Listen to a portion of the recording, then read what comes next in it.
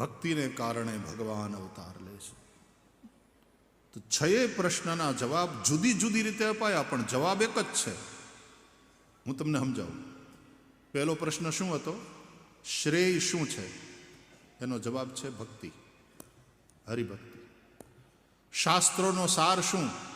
હરિભક્તિ. શ્રેયનું સાધન શું? હરિભક્તિ. એક ભક્તિ સાધન રૂપ હોય છે. એટલે પૂજા પાઠ કરો, જપ કરો, નિયમનું પાલન કરો, તીર્થયાત્રા કરો, એ સાધનરૂપ ભક્તિ છે. અને એ કરતા કરતા કરતા શું થાય? તો હરિમાં પ્રેમ.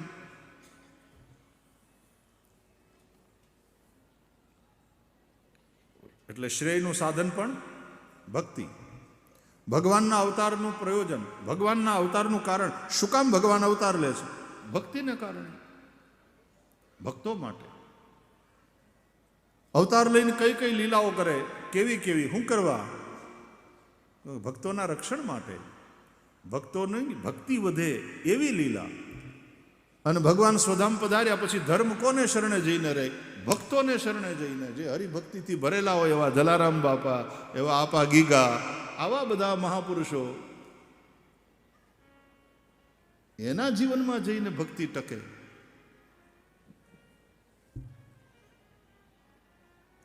એટલે આમ જુઓ તો 6 પ્રશ્નના જવાબ એક જ છે, હરિભક્તિ. અને ભક્તિ એટલે ભરોસો. આ બધા સંતો, આ બધા મહાપુરુષોનો ભરોસો કેવો દ્રઢ, કેવો દ્રઢ ભરોસો. બિનુ વિશ્વાસ ભક્તિ નહીં, તેહી બિનુ દ્રવહીન રામ.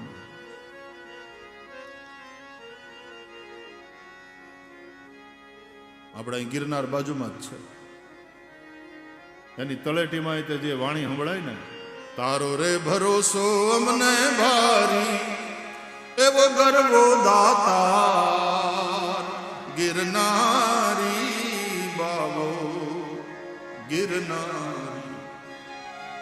ઊંચો છે ગર્વો દાતાર, નીચો જમી અલશા દાતાર. વચમાં છે ભવેસર ભારી, એવો ગર્વો દાતાર ગિરનારી બાવો ગિરનારી. તારો રે ભરોસો અમને ભારી, એવો ગર્વો દાતાર ગિરનારી રે ગિરનારી. ભરોસો એ ભજન. અને એ ભરોસાને કારણે જ બધા અન્નક્ષેત્રો ચાલે છે ને. અને ક્યાં આવી રહે છે, ક્યાંથી આવે એ ખબર નથી, આવી રહે છે. એ જગ્યાઓમાંથી કોઈ ભૂખ્યો જાતો નથી.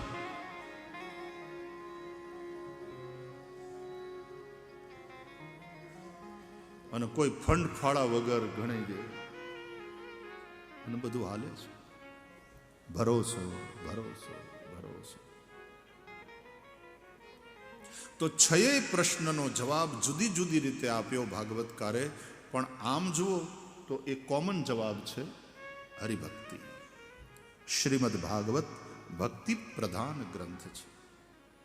તો આ ભક્તિને લઈને ભગવાનના અવતાર થાય છે. ભગવાન કોને માટે અવતાર લે? રામચરિત માનસ કહે છે, ભગત ભૂમિ ભૂ સુર સુર વિસુર હિત લાગી કૃપાલ, કરત ચરિત ધરી મનુજ તનુ સુનત મિટી જગ જાલ. ભગત, ભૂમિ, ભૂસુર, સુરભી, સુરહિત. આટલાના હિત માટે, ભક્તોના હિત માટે, ભૂમિ માટે, ભૂસુર બ્રાહ્મણ, સુરભી ગાય, અને સુર દેવતાઓ. દેવતાઓએ પ્રાર્થના કરી એટલે ભગવાન અવતાર લીધો, રામ અવતાર, કૃષ્ણ અવતાર. પણ દેવતાઓ માટે જ નથી લીધો. દેવતાઓનું કામ પછી કર્યું, પણ પ્રાયોરિટીમાં ભગત. દેવતાઓ હાવ છેલ્લે છે પ્રાયોરિટીમાં, કે આ અવતાર લઈએ છીએ તો હું કામ કરવાના, એજન્ડા કોને કોને માટે જવાનું છે? તો કે ભગત, ભૂમિ, ભૂસુર, સુરભી, સુરહિત. તો 5મે છેલ્લે નંબરે દેવતાઓ છે, સુર. બાકી સૌથી પહેલા નંબરે તો કે ભક્ત માટે. એટલા માટે બ્રહ્માનંદજીએ ગાયું, अरे भक्त हेतु हरि रूप बनाया, भक्त हेतु हरि रूप बनाया, कि ब्रह्मानंद मेरे मन भाया। भक्त हेतु हरि रूप बनाया, ब्रह्मानंद मेरे मन भाया। चरण कमल बलिहारी रे, हो चरण कमल बलिहारी रे, हो चरण कमल बलिहारी रे, हो चरण कमल बलिहारी रे।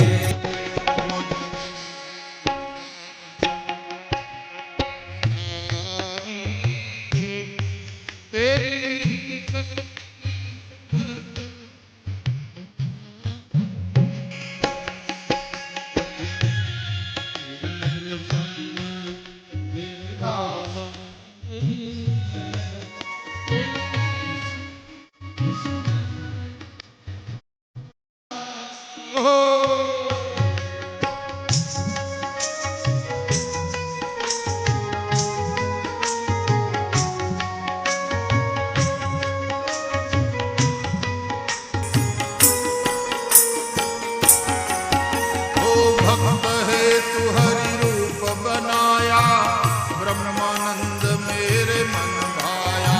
भक्त हेतु हरि रूप बनाया, भगवान भक्तों माटे आवे छे। ओ भक्त हेतु हरि रूप बनाया, ब्रह्मानंद मेरे मन भाया। भक्त बनाया, ब्रह्मानंद मेरे मन भाया। ओ चरण कमल बलिहारी रे, हो चरण कमल बलिहारी रे, हो चरण कमल बलिहारी रे, हो चरण कमल बलिहारी रे। ओ दे दर्शन गिरधारी रे, तेरी सांवरी सूरत पर मैं वारी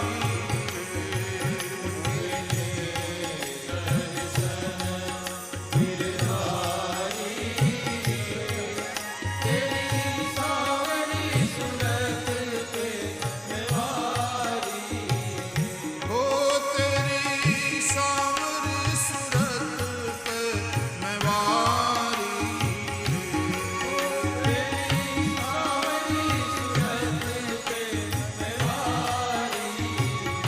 हो, तेरी सांवरी सूरत पे मैं वारी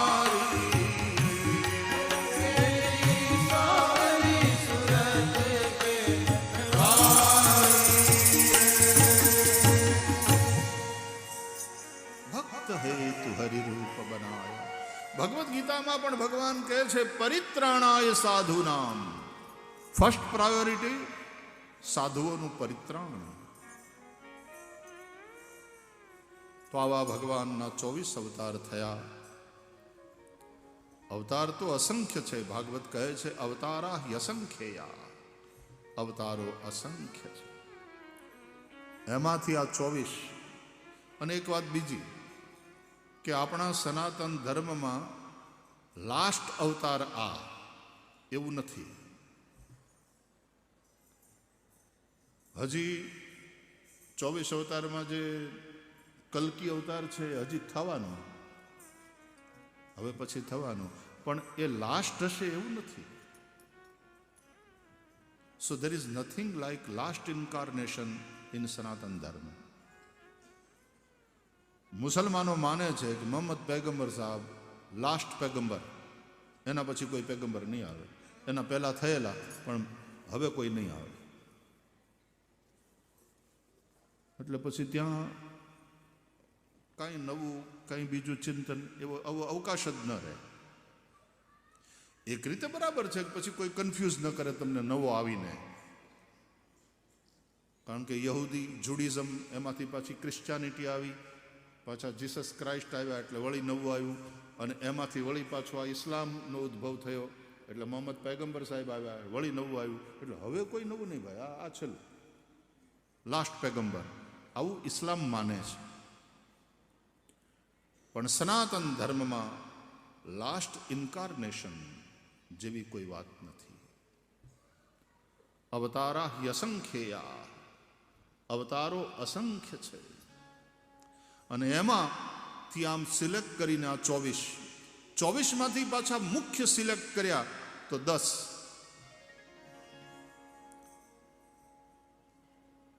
દશાવતાર. તો 24 અવતારોની કથા છે શ્રીમદ ભાગવતમાં. પ્રથમ અવતાર સનત કુમાર. આમ તો ભગવાન આદિનારાયણ, અને એના નાભીમાંથી પછી કમળ થયું ને કમળમાં બ્રહ્મા થયા, એ 2, અને પછી બ્રહ્માના માનસ સૃષ્ટિમાં સનતકુમાર. પણ અહીંયા સનતકુમારોથી શરૂ કર્યું કે પહેલો અવતાર સનતકુમાર બ્રહ્મચારીઓને, પહેલો અવતાર સનતકુમાર, બીજો અવતાર ભગવાન વરાહનો,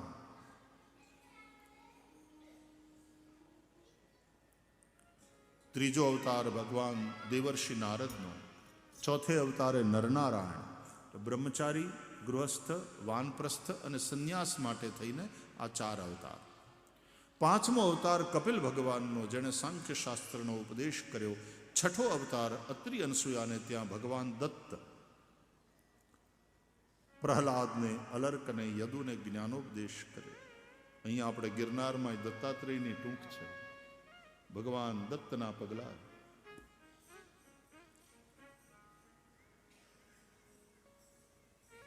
દત્ત અવધૂત. 7મો અવતાર આકુતિ માતાથી અને રુચિ ઋષિથી યજ્ઞ નારાયણ ભગવાન પ્રગટ થયા. 8મો અવતાર નાભી રાજાને ત્યાં મેરુ દેવીથી ભગવાન ઋષભદેવ પ્રગટ થયા. પરમહંસ ના ધર્મ બતાવ્યા. ઋષભદેવ ભગવાન વૈષ્ણવોમાં 8મો અવતાર ગણાય અને જૈનોમાં પ્રથમ તીર્થંકર ગણાયા.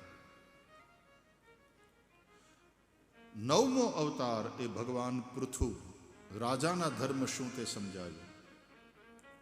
10મો અવતાર મત્સ્ય નારાયણ. 11મો અવતાર કૂર્મ ભગવાન. 12મો અવતાર ધન્વંતરી. 13મો અવતાર મોહિની, જેમણે દૈત્યોને છેતરી દેવોને અમૃત પાયું. આપણે પહેલા દિવસની કથામાં થોડી ચર્ચા કરેલી. આ બધા અવતાર સમુદ્ર મંથન સમયે થયા. મંથન, ચરવણ અને એ આખી સૃષ્ટિના ઉદ્ભવની અને વિકાસની પ્રક્રિયા. સમુદ્ર મંથન એટલે ખાલી એટલા પૂરતું જ નથી લેવાનું. કેવી રીતે સૂર્ય, બિગ બેંગ થિયરીથી શરૂઆત, અત્યારે તો બિગ બેંગ થિયરીની વાત કરે જ ને લોકો, અને એમાંથી કેવી રીતે બ્રહ્માંડ વિસ્તર્યું, અને એ બ્રહ્માંડમાં આ જે આપણી આકાશગંગા, અને આકાશગંગાની અંદર આપણી સોલર સિસ્ટમ, ને આપણી સોલર સિસ્ટમમાં આપણી આ પૃથ્વી, અને આપણી પૃથ્વી ઉપર જીવન પાંગર્યું, એ કેવી રીતે, અને એમાં કરોડો કરોડો વર્ષ વીત્યા, ત્યારે આપણે અત્યારે અહીંયા છીએ. તો આખી આ જે સમુદ્ર મંથનની કથા છે એને પ્રતિકાત્મક રીતે લેવાની છે. તો 13મો અવતાર મોહિની, 14મો અવતાર તે નરસિંહ અવતાર. ભક્ત પ્રહલાદની રક્ષા કરી ભગવાને હિરણ્યકશિપુનો ઉદ્ધાર કર્યો. 15મો અવતાર તે ભગવાન વામનનો અવતાર. બલિરાજાને ત્યાં યજ્ઞમાં ગયા, 3 પગ પૃથ્વી માગી, 2 પગમાં બલિનું બધું લઈ લીધું, 3જા પગમાં બલિને લઈ લીધા. 16મો અવતાર એ ભગવાનનો આવેશ અવતાર પરશુરામ. અધર્મી શાસકોને જોઈને ભગવાન ખીજાણા અને એને દંડ આપ્યો. બધાને નથી માર્યા, આ ઘણા ઠેકાણે છે ને પરશુરામને ને ક્ષત્રિયોને બ્રાહ્મણોને હામે મૂકી દીધા હોય એવું લાગે. એવું નથી ને એવો અર્થ કરતા પણ નહીં. રાજા જનક એ પરશુરામના ભક્ત છે અને પરશુરામ એનું સન્માન કરે છે. એ જ વખતે રાજા દશરથ એનું સન્માન છે. અધર્મી શાસકોને દંડ આપ્યો. અને પરશુરામ એટલે બગડેલી શાસન વ્યવસ્થાને જોઈને સમાજના બ્રાહ્મણો એટલે સજ્જનોનો જે આક્રોશ છે, કલેક્ટિવ આક્રોશ, એનું નામ પરશુરામ. સમયે સમયે જ્યારે શાસન વ્યવસ્થા ભ્રષ્ટ બને, અહંકારી બને, પ્રજા દુઃખી થતી હોય, ત્યારે સમાજના જે વિચારકો છે, વિચારશીલ પુરુષો છે, જે સમાજના હિતનું સદા ચિંતન કરે છે, આવા ભલે મુઠ્ઠીભર લોકો હોય પણ એ બધા ભેગા થાય અને એનો જે સામૂહિક આક્રોશ, પરશુરામ એનું પ્રતીક છે. અને એવો સામૂહિક આક્રોશ પછી સત્તા પરિવર્તન કરે. એટલે કથા એવી આવે છે, પરશુરામ ભગવાને 26 વાર પૃથ્વીને નક્ષત્રી કરી. કેટલી વાર? 21 વાર પૃથ્વીને નક્ષત્રી કરી. એનો મતલબ સમયે સમયે સત્તા પરિવર્તનની જરૂર પડે છે. અને ત્યારે ત્યારે પરશુરામ આવેશાવતાર છે. અને આવેશ થોડા સમય માટે હોય. વ્યવસ્થા પરિવર્તન થાય એટલે પાછી શાંતિ. હવે હલાવો બાપા, વિપુલ બાર મહિદેવની દીની. થોડા બ્રાહ્મણોને એટલે બ્રાહ્મણ વૃત્તિના જે હારા માણસો હતા એને સત્તામાં લાવીને કહ્યું ચલાવો. આવેશાવતાર છે પરશુરામ.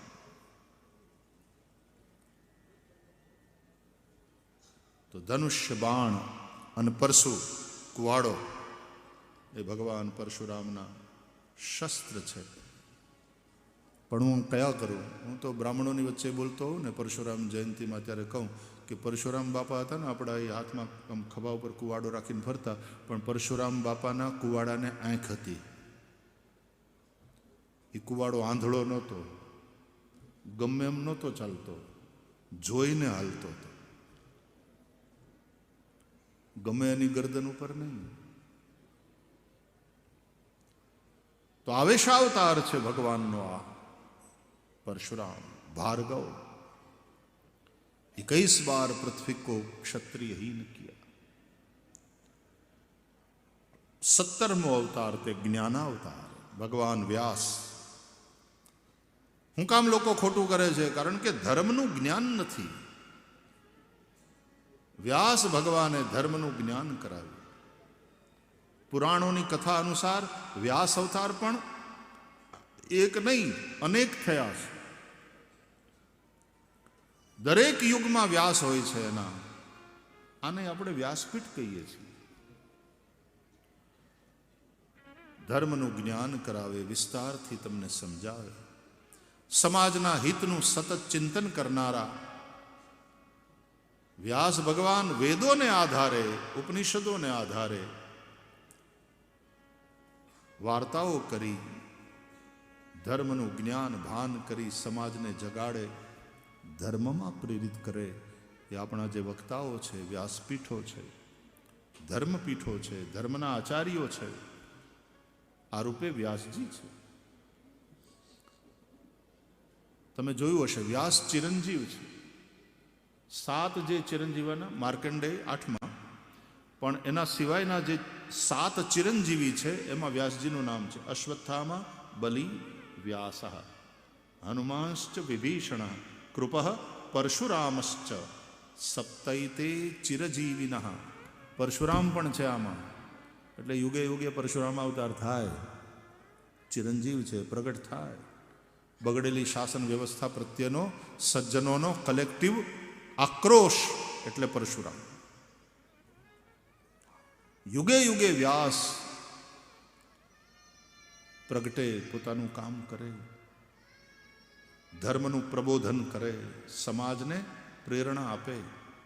તો આપણા સાધુ પુરુષો, આપણા સંતો, આપણા સ્વામીઓ, આપણા વક્તાઓ, આ બધી વ્યાસપીઠો, ધર્મપીઠો એ વ્યાસજીના અંશને લઈને કામ કરે. 17મો અવતાર. 18મો અવતાર હવે વ્યાસપીઠો ધર્મનો ઉપદેશ તો કરે, પણ એ અનુસાર કોઈક ધર્મનું પાલન કરીને દેખાડે ને તો એક મોડેલના રૂપે રજૂ થાય, એક આદર્શ રૂપે રજૂ થાય.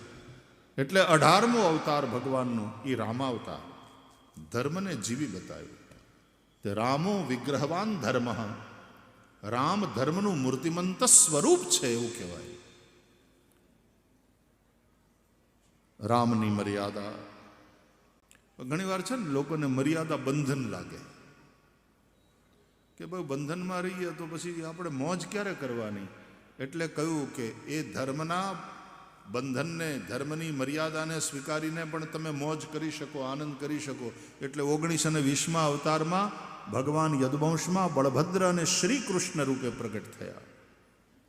શ્રી કૃષ્ણ એટલે એ મોજ, એ મસ્તી, એ આનંદ, celebration. Krishna is celebration. Krishna એટલે ઉત્સવ. કૃષ્ણનું ચરિત્ર સમજાવે છે, we are not here to suffer, we are here to celebrate. દુઃખી થવા માટે થોડા આવ્યા છીએ કે એના માટે થોડો જન્મ છે. ઉત્સવ મનાવો. જિંદગી એક ઉત્સવ હૈ. નકર્યું ભેગું કરીને જ ન ખાઓ, ભેગા થઈને ખાઓ, ભેગા રહીને ખાઓ. સહનૌ ભુનક્તુ સહવીર્યમ કરવાવહૈ તેજસ્વિના વધિતમસ્તુ મા વિદ્વિષાવહૈ. અમે પરસ્પર દ્વેષ ન કરીએ. સહવીર્યમ કરવાવહૈ, અમે સાથે મળી અને પરાક્રમ કરીએ, મોટા મોટા હારા કામ કરીએ. પાણી નથી, પાણી નથી, પાણી નથી નીકળ્યા રોવાને બદલે તળાવ બનાવીએ. આ અમારો આધુનિક ભગીરથ, હું કહું છું હમણાં સવજીભાઈનું કહું, આધુનિક આ યુગનો ભગીરથ છે. દુધાળામાં જો બધું પાણી પાણી પાણી થઈ ગયું ચારી. કેટલા સરોવર, ગાગડીઓ ને નદી આપણી હાવ મરી ગયેલી નદીને પુનર્જીવન આપ્યું, નવું જીવન આપ્યું. કશું જ ઇમ્પોસિબલ નથી. નકરા રેડ્યા જ કર્યા નથી. શું થાય? એકવાર છે ને એક બર્થડેની પાર્ટી હતી, તો સુખી માણસ, એના ભાઈનો જન્મદિવસ, બર્થડે પાર્ટી કરી અને ઇલાઇટ ગ્રુપ હોય ને સમાજનું, આ બધા અને પોતાના મિત્ર મંડળને બધાને બોલાવ્યા. 250 માણસો ભેગા થયેલા. પોતાના ભાઈનો જન્મદિવસ એટલે કેક કાપી બર્થડે સેલિબ્રેટ કર્યો. અને આ ભાઈએ પોતાના ભાઈને ગળે લગાડી હેપી બર્થડે કહી અને પછી મર્સિડીઝ બેન્ઝ બ્રાન્ડ ન્યૂ એની ચાવી આપી, લે આ બર્થડે ગિફ્ટ તારી. અને બધાએ બહુ તાળી પાડી અને ગાડી લાવવામાં આવી, ચમચમાતી ન્યૂ મર્સિડીઝ બેન્ઝ ગાડી આવી. અને એનો ભાઈ વળગી પડ્યો, love you brother, many happy returns of the day. બધાએ તાળી પાડી. તાળી પાડતા ઊભા તાળી પાડતા જે બધા આવ્યા હતા ને પાર્ટીમાં, એક જણો કે કાશ મેરે પાસ એસી ગાડી હોતી. તો બીજો કે काश मेरे पास भी एक ऐसा भाई होता जो मुझे ऐसी नई गाड़ी ला करके देता, गिफ्ट करता. અને ત્રીજો તાળી પાડતા પાડતા મનોમન સંકલ્પ કર્યો કે એક દિવસ હું પણ એવો બનીશ કે હું મારા ભાઈને આવી રીતે નવી મર્સિડીઝ બેન્ઝ આપીશ. એણે એ રીતે પ્રેરણા લીધી. ઘટના એક જ ઘટી, પણ રિએક્શન હવના જુદા જુદા હતા. એક જણો કે કાશ મેરે પાસ ભી એસી ગાડી હોતી, રોતલ, અને કોક આપે એવું. એટલે બીજો કે काश मेरा भी एक ऐसा ब्रदर होता जो मुझे इस प्रकार की गाड़ी देता. અને ઓલો કે હું એવો બ્રધર થઈશ કે મારા ભાઈને આવી રીતે મર્સિડીઝ બેન્ઝ આપીશ, એક ના એક દિવસ આપીશ. किस ढंग से तुम सोचते हो, तुम्हारी भूमिका क्या है, इसका महत्व. तो ઘણા બસ જે સમસ્યા હોય એની વાતો કર્યા કરે, ટીકાઓ કર્યા કરે, સરકારની ગાડીઓ દીધા કરે, અને આ કોઈ કંઈ કરતું નથી, નામ ને તેમ ને વગેરે. તો કેટલાક લોકો સોલ્યુશન શોધનારા, કેટલાક લોકો પોતે પ્રોબ્લેમ થઈ બેસે છે, કેટલાક લોકો એ પ્રોબ્લેમની ટીકા કરતા બેઠા રહે છે, અને કેટલાક લોકો સ્વયં સોલ્યુશન બનીને ઉભરે છે. પાણીની તકલીફ, લે હાથમાં કોદાળીને પાવડે. વચ્ચે ટીવીની અંદર ઓલા સમાચાર આવ્યા હતા, ઓલો ડુંગરો ખોદી નાખ્યો આખો, એની પત્નીને ડિલિવરીમાં તરત કોઈ વાહન ન મળ્યું અને આમ ફરીને લઈ જવી પડી હોસ્પિટલ, એમાં એ ગુજરી ગઈ પ્રેગ્નન્સીમાં. આને એમ થયું કે જો આ ડુંગરામાંથી આમ પેલું કીધું અહીંયા જ હોસ્પિટલ છે, આટલું ટૂંકું થઈ જાય, કોઈ ગવર્મેન્ટની વાટ ન જોઈ, એવડું તબકડું અને ત્રિકમ લઈ ડુંગરો તોડવા બેસી ગયો. અને કેટલા વર્ષો પછી એણે ડુંગરો ખોદી અને એમાંથી ટૂંકો રસ્તો કર્યો, બનાવીને રહ્યો. એના ઉપર ફિલ્મ બની છે. કઈ છોકરાઓ?